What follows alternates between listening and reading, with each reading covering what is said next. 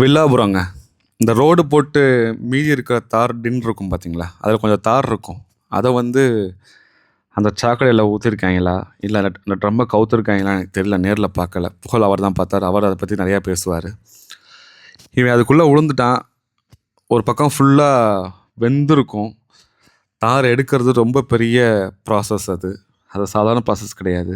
அத விட இவனோட பெயின்ஃபுல் அந்த அந்த ட்ராவலிங் வந்து எவ்வளோ கஷ்டங்கிறத உணரக்கூடிய தன்மை நமக்கு இருக்குது, நமக்கு அறிவு இருக்குன்னு நினைக்கிறேன். அதனால தான் நான் இப்போ புலம்ப போகிறேன், தப்பாக நினைக்காதீங்க.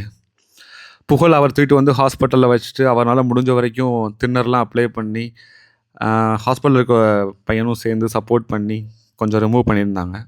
நைட்டு கொண்டு போய் சாப்பாடு வச்சாங்க, சாப்பிட்ருக்கான். அவர் வீட்டுக்கு கொண்டு போயிட்டார். இன்றைக்கி நான் வண்டியை அனுப்பி விட்ருந்தேன், போய் தூக்கிட்டு வாங்க அப்படின்னு. நேராக தூக்கிட்டு ஹாஸ்பிட்டல் வந்துட்டாங்க.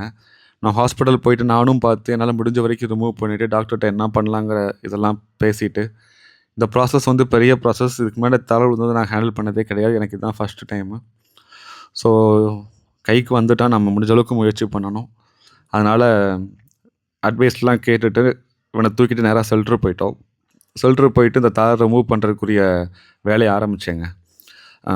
ரொம்ப நாள் உடனே எல்லாமே கிளியர் ஆகாது. பட் முடிஞ்ச வரைக்கும் நம்ம எவ்வளோ பண்ண முடியுங்கிறதுல நான் அப்படியே விடவும் கூடாது.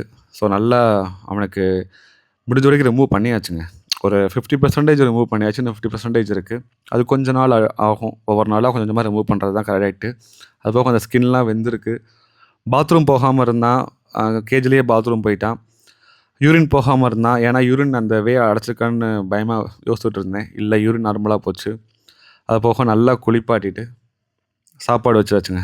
சாப்பிட்டுட்டு தூங்கிட்டுருக்கான். நிம்மதியாக தூங்கிட்டுருக்கான். இருந்தாலும் பெயின்ஃபுல் ப்ராசஸ் தான்.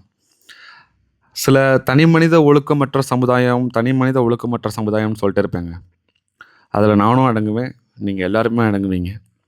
அதை மாற்ற முடியுமானா அதிகாரிகள் மாறணும், அரசியல்வாதிகள் மாறணும், நிறையா மாற்றம் வேணும். அப்போ தான் நம்மளை சார்ந்த உயிரினங்களுக்கு ஒரு நல்ல அமைதியான வாழ்க்கை கிடைக்கும். நன்றிங்க.